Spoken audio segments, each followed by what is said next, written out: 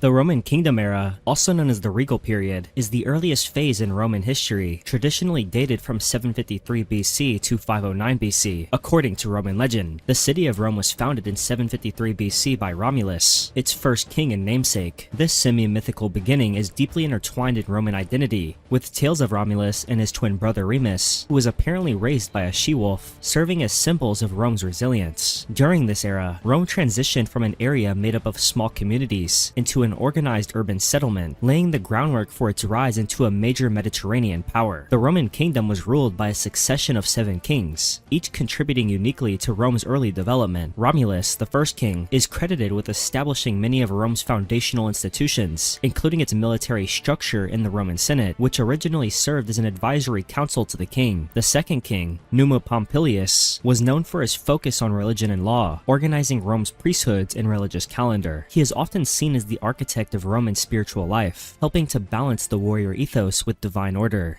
Under the third king, Tullus Hostilius, Rome adopted a more aggressive military position. He led the conquest of Alba Longa, an older Latin city, and integrated its population into Roman society, helping expand Rome's influence in Latium. The fourth king, Ancus Marcius, continued this expansion, and is credited with building the first bridge across the Tiber River and founding the port of Ostia, which became vital for Rome's trade and naval power. The fifth king, Lucius Tarquinius Priscus, of Etruscan origin, introduced several Etruscan cultural influences into Roman society. He expanded the Senate and began significant public works, such as the Cloaca Maxima, which was a large sewer system. The sixth king, Servius Tullius, is remembered for creating Rome's first census, which classified citizens based on wealth and military capacity. This led to the establishment of the Centuriate Assembly, an early form of representative government based on class divisions. The final king, Lucius Tarquinius Superbus, ruled as a tyrant and was widely despised for his cruelty and disregard for Roman traditions. His reign came to a dramatic end after the scandal involving his son, Sextus Tarquinius, and the noble woman Lucretia, in which he was accused of forcing himself onto her, and she ended her life as a result. This triggered widespread outrage and led to an uprising led by Lucius Junius Brutus. In 509 BC, the monarchy was abolished, and the Roman Republic was established in its place. The Romans vowed never to be ruled by kings again, and republican ideals of shared power and checks on authority began to dominate Roman political thought. The Roman Kingdom era saw the development of essential institutions like the Senate, religious customs, social hierarchies, military traditions, and early urban infrastructure. Although much of what we know from this period comes from later historians, such as Livy and Plutarch, and also contains elements of myth, this era set the cultural and political groundwork for the Roman Republic. The Roman Republic era began in 509 BC, following the overthrow of the Roman monarchy, resulting in a new political system centered on representative institutions, shared power, and deep suspicion of centralized authority. Instead of kings, Rome was now led by annually elected magistrates, most notably 2 consuls, and guided by a powerful senate. This new republican model laid the groundwork for Roman expansion, governance, and military strategy for nearly 5 centuries, shaping the core values and identity of Rome. The early republic faced significant challenges from both internal class struggles and external threats. Domestically, the struggle between the patricians, which were the aristocratic elite, and the plebeians, who were the common citizens, defined the early political landscape. This conflict, known as the Conflict of the Orders, lasted for over 2 centuries and gradually resulted in greater political inclusion for the plebeians. Major milestones included the creation of the office of Tribune of the Plebs in 494 BC, which granted plebeians political representation and veto power, and the eventual passage of the Lex Hortensia in 287 BC, which made plebeian decisions binding on all Romans. These reforms helped establish the Republic as a mixed constitution, balancing aristocracy and democracy. Externally, the Roman Republic expanded through a series of wars and military campaigns. One of the most critical early conflicts was the series of wars against neighboring Latin and Etruscan communities, which allowed Rome to dominate central Italy. By the 3rd century BC, Rome had extended its influence across the Italian peninsula. This set the stage for its most defining conflicts, the Punic Wars. The First Punic War from 264 to 241 BC against Carthage was Rome's first major overseas war, resulting in the acquisition of Sicily. The Second Punic War from 218 to 201 BC was especially pivotal, as the Carthaginian general Hannibal invaded Italy and won several major battles, including the devastating Roman defeat at Cannae. However, under the leadership of Publius Cornelius Scipio, Rome defeated Hannibal at the Battle of Zama in 202 BC, securing dominance in the western Mediterranean. The Third Punic War from 149 to 146 BC ended with the complete destruction of Carthage, establishing Rome as the dominant power in the Mediterranean world. During the Republic, Rome also fought major wars in the eastern Mediterranean, including against Macedonia and the Seleucid Empire. These wars brought Greece, parts of Asia Minor, and later Egypt into Rome's sphere of influence. With each conquest, Rome accumulated vast wealth, slaves, and territory, but also increasing instability. The late Republic was defined by growing economic inequality, military loyalty to generals over the state, and violent political rivalries. Reform attempts by figures such as the Gracchi brothers in the 2nd century BC, who tried to redistribute land to the poor, were met with resistance and led to political assassinations. The late Republic was defined by a series of civil wars and the rise of powerful military leaders. Marius and Sulla set the precedent for using the army to seize power, leading to Sulla's dictatorship in the early 1st century BC. Later, the First Triumvirate formed in 60 BC, which was an informal alliance between Julius Caesar, Pompey, and Crassus. Julius Caesar's military conquest, especially in Gaul, made him immensely popular and powerful. His crossing of the Rubicon River in 49 BC sparked a civil war against Pompey in the Senate, which Caesar ultimately won. In 44 BC, however, Caesar was assassinated by senators fearful of his growing power and ambitions of monarchy. The final phase of the Republic saw further chaos, as Caesar's heir Octavian, later known as Augustus, Mark Antony, and Lepidus, formed the Second Triumvirate. The alliance soon fractured, leading to the decisive Battle of Actium in 31 BC, where Octavian defeated Antony and Cleopatra. In 27 BC, Octavian was granted the title Augustus by the Senate, resulting in the end of the Roman Republic and the beginning of the Roman Empire. The early Roman Empire, often referred to as the Principate era, began in 27 BC with the rise of Augustus and lasted until approximately 235 AD. This era was defined by the transition of Rome from a republic to an empire under the control of a single ruler, while still maintaining the facade of republican governance. The term Principate derives from the title Princeps, meaning first citizen, which Augustus used to preserve the illusion of republican values. Augustus reformed the military by creating a standing army loyal to the emperor, expanded Rome's borders, and initiated large-scale building projects throughout the empire. He also introduced moral legislation and promoted traditional Roman values. This era witnessed substantial territorial expansion. Under emperors such as Tiberius, Claudius, and Trajan, the empire reached its greatest extent. Claudius successfully invaded Britain in 43, integrating it into the empire. Trajan launched campaigns against modern-day Romania, Mesopotamia, and Arabia, pushing the empire's frontiers to their furthest limits by 117.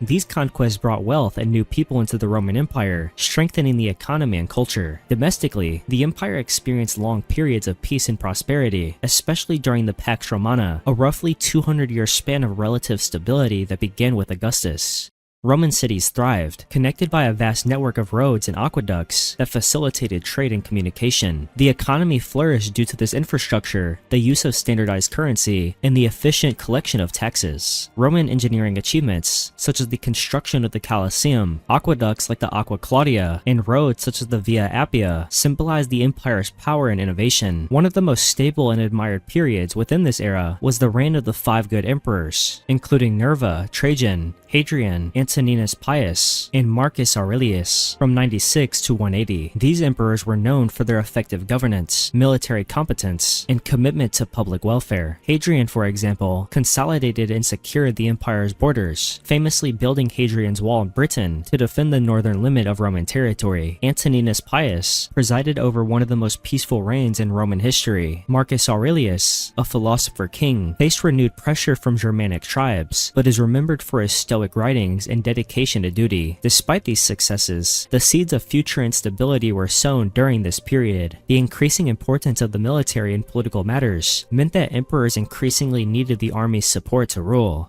Additionally, the succession process often lacked clarity, leading to periodic conflicts. The death of Marcus Aurelius in 180 resulted in the end of the high point of the Principate, and his son, Commodus, proved to be a disastrous and erratic ruler, signaling the beginning of a slow decline. The Severan dynasty, which came to power in 193 following a brief civil war, further militarized the empire and centralized authority. The increased use of the military to enforce political power and the burden of maintaining a vast empire strained Rome's economy and institutions. This era came to an end in 235 with the assassination of Emperor Alexander Severus, which resulted in the beginning of the crisis of the 3rd century. The crisis of the 3rd century was a chaotic and nearly catastrophic period in Roman history, lasting from 235 to 284. After the Severan dynasty came to an end, following Emperor Alexander Severus's assassination by his own troops, a period of military commanders seizing power through force, then quickly being assassinated took place. Between 235 and 284, over 25 emperors claimed the throne, with many ruling for very brief periods. The constant power struggles, civil wars, and assassinations deeply destabilized the empire and drained its resources. At the same time, the Roman Empire faced severe threats along its borders. In the east, the Sassanid Persian Empire emerged as a powerful opponent, defeating Roman armies and capturing key cities. In 260, the Sassanids captured Emperor Valerian in battle, the only time a Roman emperor was taken prisoner by a foreign power. This humiliating event shocked the empire and weakened Roman morale. In the west and north, Germanic tribes such as the Alemanni, Franks, and Goths launched repeated raids across the Rhine and Danube frontiers, pillaging Roman towns and pushing deep into imperial territory. The Roman military was forced to divide its attention across multiple fronts, often lacking the manpower and leadership to properly respond. Amid the chaos, the empire temporarily fractured into 3 competing states. In 260, the Gallic Empire broke away in the west, including Gaul, Britain, and parts of Spain. In the east, the city of Palmyra, under the leadership of Queen Zenobia, declared independence and created the Palmyrene Empire, controlling Egypt, Syria, and parts of Asia Minor. These breakaway empires operated independently for years, collecting taxes, raising armies, and issuing their own currency, while the central Roman authority in Italy struggled to maintain control.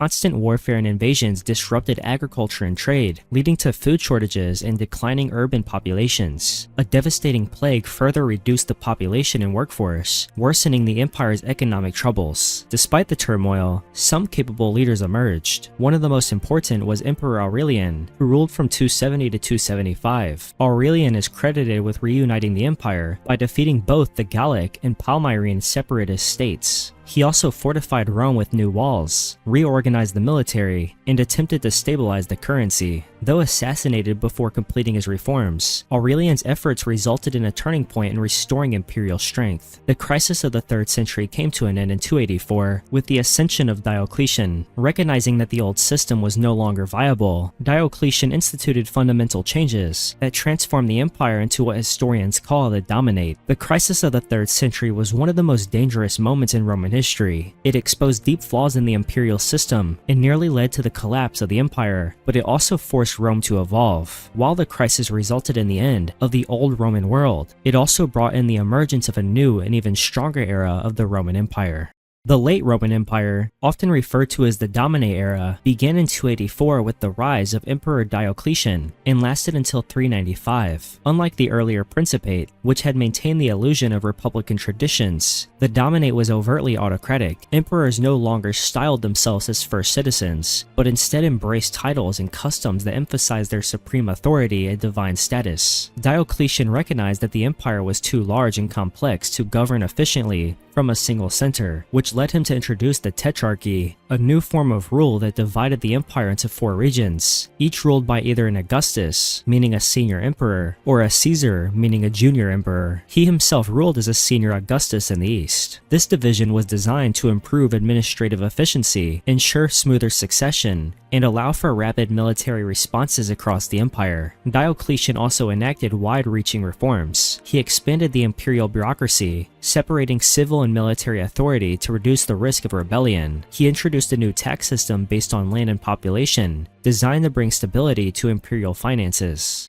He also initiated a currency reform to address decades of inflation. While these reforms improved state control, they they placed heavy burdens on the population. In religious matters, Diocletian is infamous for launching the last and most severe persecution of Christians. Beginning in 303, the Great Persecution sought to destroy Christian scriptures, close churches, and force believers to renounce their faith. Thousands were killed, and Christianity was pushed underground. However, this persecution ultimately failed and even backfired, strengthening Christian identity and resistance. After Diocletian's resignation in 305, the Tetrarchic system quickly broke down into civil war. Among the many contenders for power, Constantine emerged victorious after a series of battles, including the decisive Battle of the Milvian Bridge in 312, where he claimed divine favor following a vision of the Christian cross. Once in power, Constantine enacted transformative policies that changed the course of Roman and European history. Constantine was very supportive of Christianity, and in 313, he issued the Edict of Milan alongside his co-emperor Licinius, granting religious tolerance throughout the empire.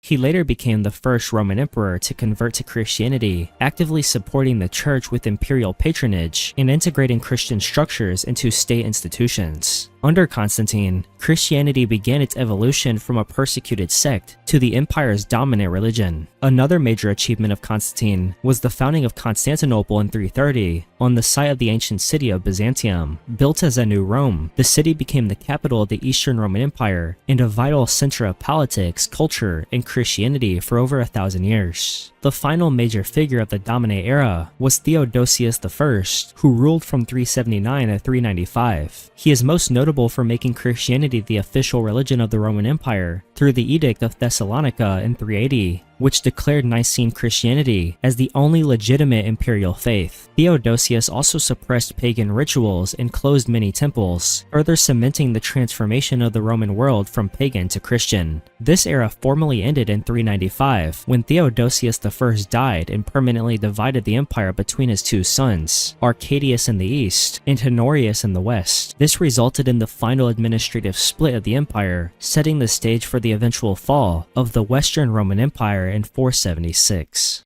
The Western Roman Empire lasted from 395 to 476 and represented the final stage of the Roman state in the western half of the empire. This period began after Theodosius I's son, Honorius, became the ruler of the Western Empire. The division resulted in the beginning of increasing isolation, decline, and instability in the western half, as it faced external invasions, economic collapse, internal decay, and weakened political leadership. The early years of the Western Roman Empire were troubled by waves of invasion from Germanic tribes and internal power struggles. In 406, a coalition of Vandals, Alans, and Suebi crossed the frozen Rhine River and invaded Gaul, setting off a chain of events that devastated the western provinces. By 410, Rome itself was sacked by the Visigoths under King Alaric, an event that shocked the Roman world and symbolized the empire's vulnerability. Though Rome retained part of the empire afterward, the sack dealt a severe psychological blow to Roman authority. Throughout the 5th century, the Western Empire saw its provinces fall one by one to invading or migrating tribes.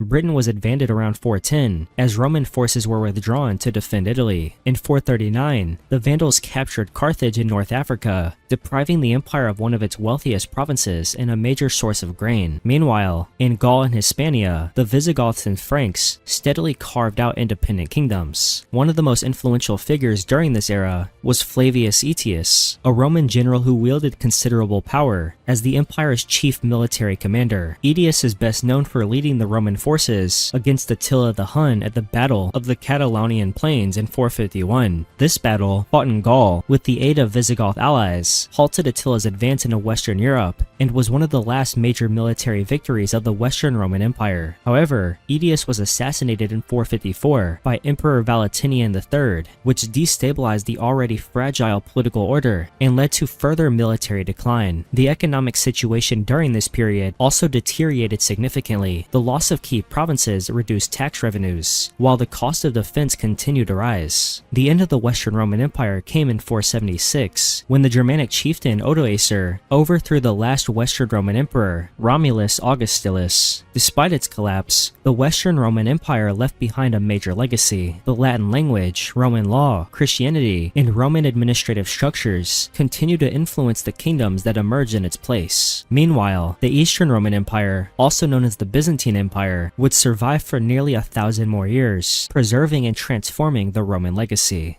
The Byzantine Empire, also known as the Eastern Roman Empire, began in 395 after Theodosius I's son, Arcadius, became the ruler of the Eastern Empire. The Byzantines viewed themselves as Romans, but their state became fundamentally different in culture, religion, and political structure from the ancient Roman Empire. One of the most pivotal rulers of the early Byzantine period was Emperor Justinian I, who reigned from 527 to 565. Justinian launched massive military campaigns to reclaim lost Western Roman territories, temporarily regaining North Africa, Italy, and parts of Spain under his general Belisarius. While these conquests strained imperial resources and were largely lost within a few generations, they demonstrated the empire's continued strength and aspirations. Equally important was Justinian's codification of Roman law, which became the foundation for legal systems in much of Europe for centuries. The Byzantine Empire faced constant threats from outside powers, adapting to survive over centuries. In the 7th century, the empire lost large portions of its territory, including Egypt, Syria, and the Levant, to the rapidly expanding Islamic caliphates. These losses dealt a significant blow to Byzantine power, wealth, and influence. In response, the empire restructured itself, both administratively and militarily. This helped the empire survive through centuries of continuous pressures from Arab, Slavic, and Turkic enemies. The Byzantines also played a central role in shaping medieval Christianity. Following theological debates, the empire developed distinct Eastern Orthodox doctrines that eventually clashed with those of the Roman Catholic Church. The growing religious and cultural divide between East and West culminated in the Great Schism of 1054, when the Pope in Rome and the Patriarch of Constantinople formally excommunicated each other. This split permanently divided Christianity into Western Catholicism and Eastern Orthodoxy. In the 9th and 10th centuries, the Byzantine Empire experienced a revival under the Macedonian dynasty, with emperors such as Basil II expanding imperial borders and strengthening central authority. Basil II in particular defeated the Bulgarian Empire and brought the Balkans firmly under Byzantine control. This era also saw the flourishing of Byzantine culture, art, and learning, often referred to as the Macedonian Renaissance. Despite these successes, the empire began a long decline starting in the 11th century. The defeat at the Battle of Manzikert in 1071 by the Seljuk Turks resulted in the loss of much of Anatolia, which was formerly the empire's heartland. In desperation, Emperor Alexios I Komnenos appealed to the West for aid, helping trigger the First Crusade. Although the Crusades temporarily brought some relief, they also introduced new dangers. In 1204, during the Fourth Crusade, Western Crusades sacked Constantinople, developing the city and establishing the short-lived Latin Empire. The Byzantines retreated to exile in places like Nicaea until they recaptured Constantinople in 1261 under Michael VIII Palaiologos. Though the empire never fully recovered, the final 2 centuries of the Byzantine Empire were defined by territorial shrinkage, internal decay, and constant threats from the rising Ottoman Turks. By the 15th century, Constantinople was surrounded, with only a fragment of its former empire remaining. In 1453, Sultan Mehmed II led a massive Ottoman army against Constantinople. After a prolonged siege, the city fell on May 29, 1453. The death of Emperor Constantine XI and the capture of Constantinople resulted in the end of the Byzantine Empire. Despite its fall, the Roman Empire left behind a major legacy. It shaped the foundations of Western civilization through its innovations in law, government, engineering, architecture, and language. Even long after its fall, the idea of Rome continues to echo throughout history. Thank you very much for watching this video, and if you learned something, make sure to leave a like. Comment down below your thoughts on anything I discussed in this video, and subscribe if you would like to see more like this one. Thank you again, and goodbye.